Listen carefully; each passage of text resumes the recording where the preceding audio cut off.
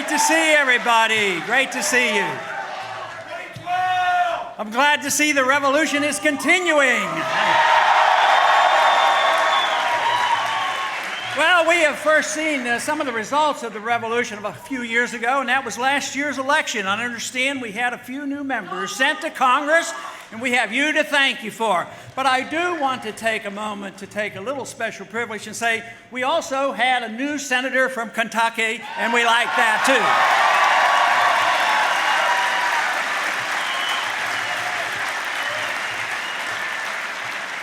So there's a lot of exciting things going on. There is truly a revolution going on in this country, and we've been dealing with this and encouraging it because I do believe that we live in a time where we do need a change in attitude, a change in ideas. We don't need to just change the political parties. We need to change our philosophy about what this country is all about.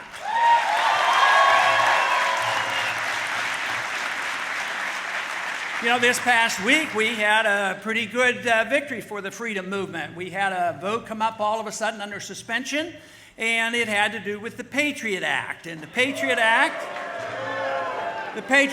we know has nothing to do with patriotism. They always name it opposite of what it is. The Patriot Act is literally the destruction of the Fourth Amendment. That's what it's all about.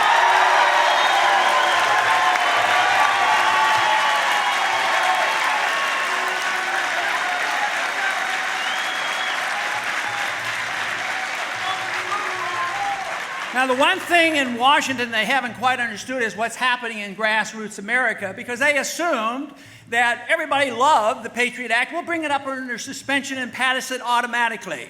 Well, we didn't get a majority vote, but they didn't pass it automatically with a 2/3 vote, sending a message that this country is waking up and we want to protect our civil liberties as well as our economic liberties.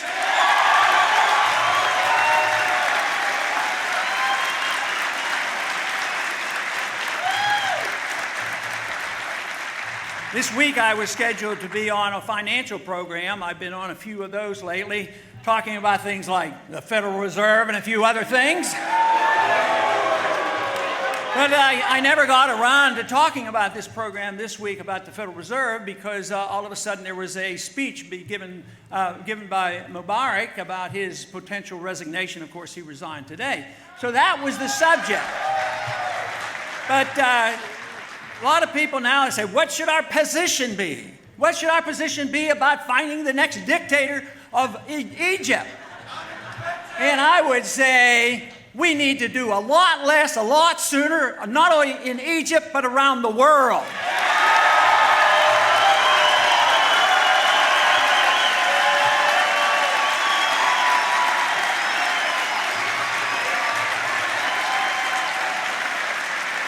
You know, some people want to argue with us about that and say we have a moral responsibility to spread our goodness around the world, and it's our obligation to do this.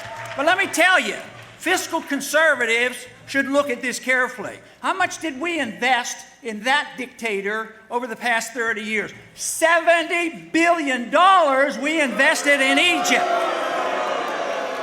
And guess what? The government is crumbling and the people are upset, not only with their government, but they're upset with us for propping up that puppet dictator for all those years.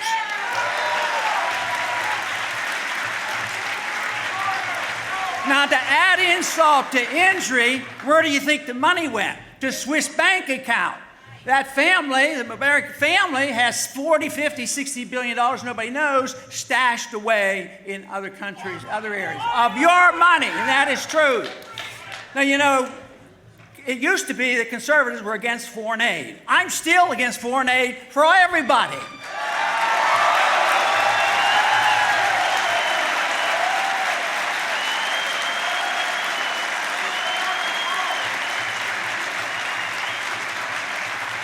Now, I have a saying that I've used to describe foreign aid. Foreign aid is taking money from the poor people of a rich country and giving it to the rich people of a poor country. And there can't be a better example of that than what we did with Egypt. We took money from you, made people poorer, it contributed to our debt, billions and billions of dollars, and all we get is chaos from it and instability. There's nothing wrong with what the founders talked about. They talked about having friendships and trading, getting along with people, and staying out of the entangling alliance in the internal affairs of foreign nations when it's none of our business.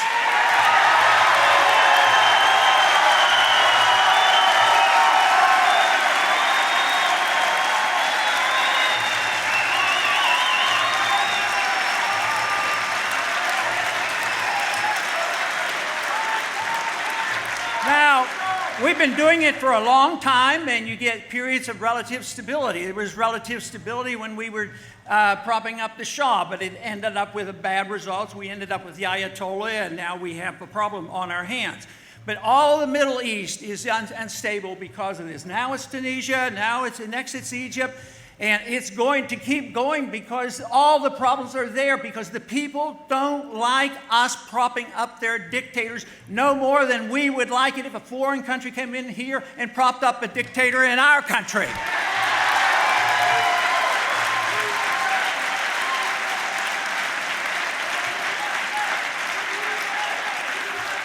But the real danger is that this will most likely spread, and when it gets to Saudi Arabia and there's disruption there, then you are going to see some real problems. And it will be a partial consequence of our flawed foreign policy, and temporary stability does not guarantee stability that we need around the world. And besides, we just flat out don't have the money, and we shouldn't be doing it.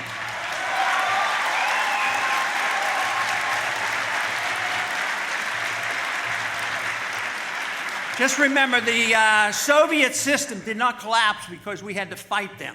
They collapsed for economic reasons. Guess where their final plunge was on their empire? Afghanistan.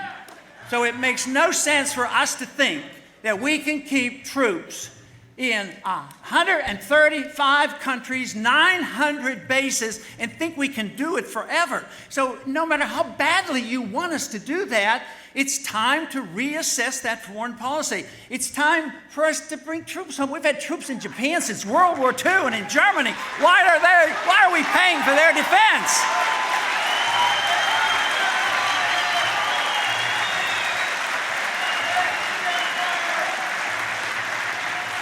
Now, you know, there's been a lot of talk about the budget deficit, and that's something that I was concerned about, just a few years back, like 1976. And that's why I haven't voted for any appropriation bills during that period of time either. But people are starting to recognize it's bad. We have to do something about it. We have to have a balanced budget amendment and all these things. But unfortunately, even in spite of the improvement in the Congress right now, we don't have the votes, which is tragic. It's going to continue, and we're going to continue to bail out. We're going to continue to spend the money. Nobody wants to cut. I am sure that half the people in this room won't cut one penny out of the military. And the military is not equated to defense. Defense spending is one thing. Military spending is what Eisenhower called the military-industrial complex, and we have to go after that.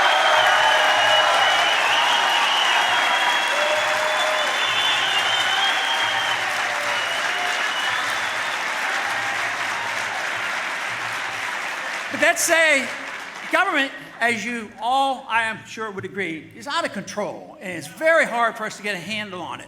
So let's say we even theoretically, and a miracle happened, and we balance the budget where we are today. It would be still a disaster because we're spending too much money.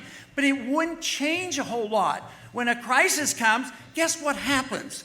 Guess who does the bailing out? The Federal Reserve used $4 billion to pass out without congressional approval, and most people say, oh, well, that's the Federal Reserve's job to do that. No, it is our job to check up and find what the Federal Reserve has done, audit them, and find out who their buddies are that they're taking care of.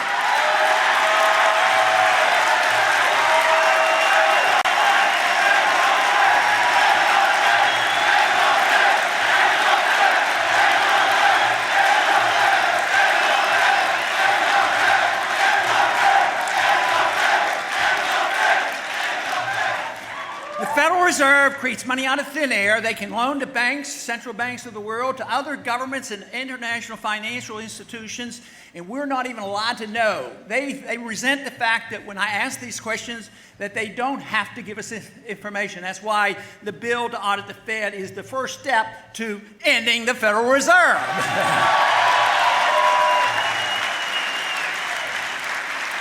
But the Federal Reserve will end itself because they will destroy the dollar. Since the Fed came into existence since 1913, they've eliminated 98% of the value of the 1913 dollar, and it's continual erosion.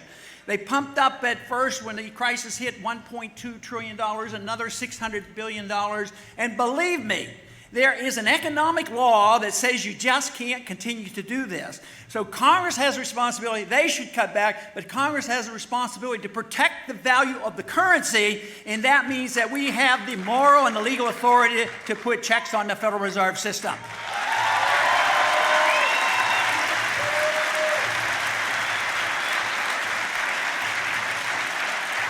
You know, there's been a lot of talk about bipartisanship after the election. We need bipartisanship.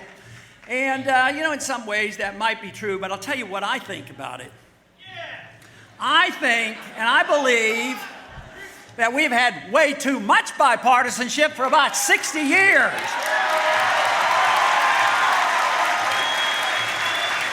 You know, we have bipartisanship on medical care. You say, yeah, you know, the current administration has given us bad new medical care, but what is done on the other administration? We've been involved for a long time. It's the bipartisanship of the welfare system, the warfare system, the monetary system, the challenge to our civil liberties. It all goes through with support from both parties. So there's way too much bipartisanship. This should be a challenge of the issue of philosophy, good philosophy versus bad philosophy.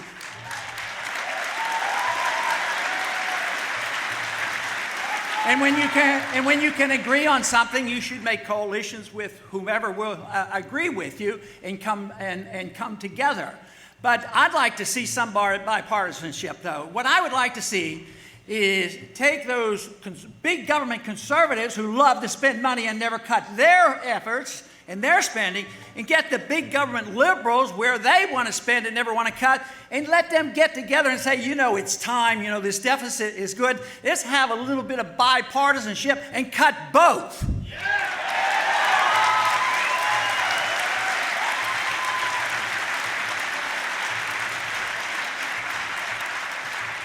There's been talk lately about American exceptionalism. Man, we like to talk about that. I think we certainly live in an exceptional country. We have been blessed. It's been the greatest country, most freedom, most prosperity. My concern is I'm afraid we're losing it. I'm afraid we've given up on our devotion to liberty. That's where our problem is. But, you know, where I think we go astray on this exceptionalism is there's some people, and sometimes they're referred to as neoconservatives, and they're sort of neo-Jacobins, where they believe that we have this moral responsibility to use force to go around the world and say, you will do it our way or else. Well, force doesn't work. It never works.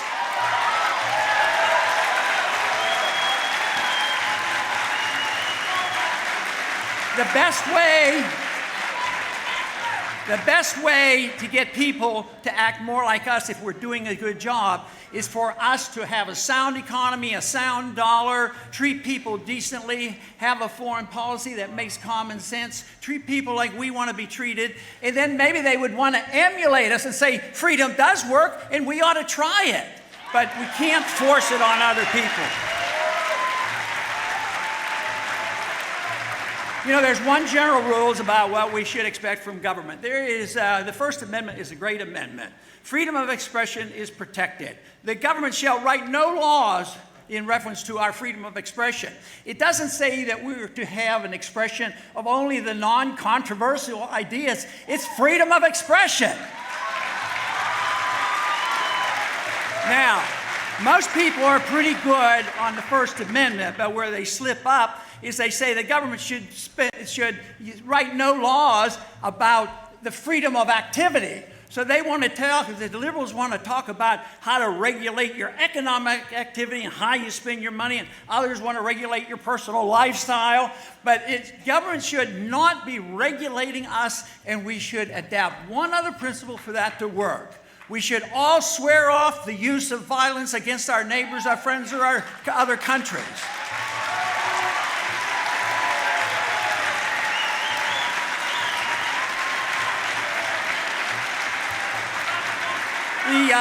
The purpose of all political activity, from my viewpoint, is to promote liberty. Liberty is the most important element. Liberty comes from our Creator. It doesn't come from our government. If we have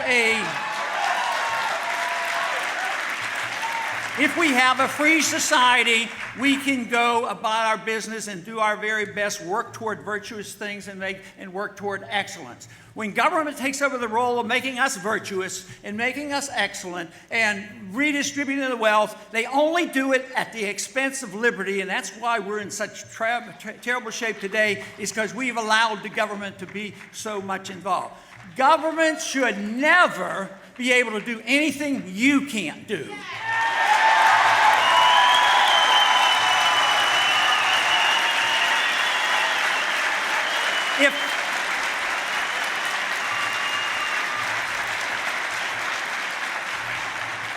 If you can't steal from your neighbor, you can't send the government to your neighbor to steal for you. There should be no redistribution of wealth.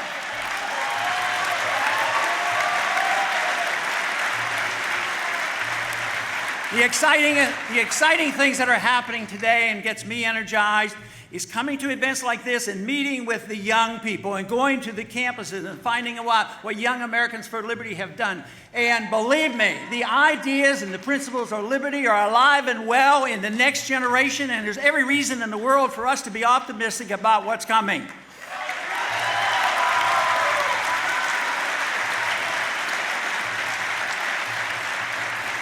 I would like to make one suggestion before I close, that just to think about, because it's not a perfect solution, but especially the young people. What if I had the authority to do it, what if I could offer you and say, look, we're not doing such a good job in government these days. We make promises and we don't know about the future. But would you consider opting out of the whole system under one condition? You pay 10% of your income, but you take care of yourself. Don't ask the government for anything.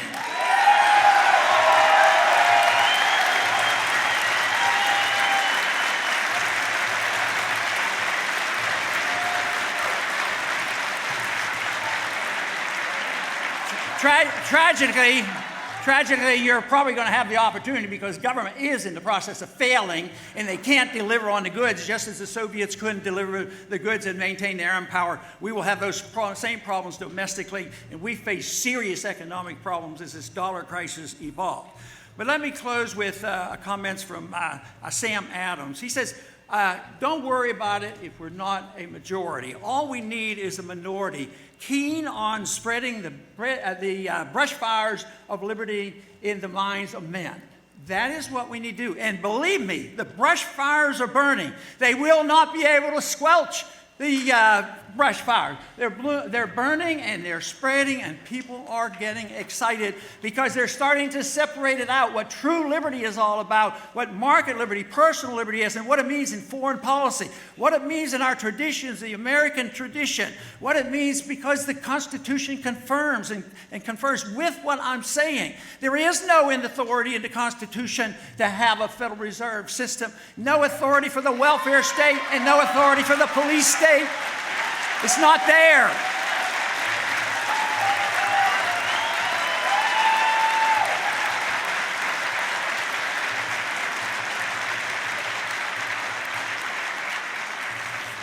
So we should all assume personal responsibility for promoting the ideals of liberty.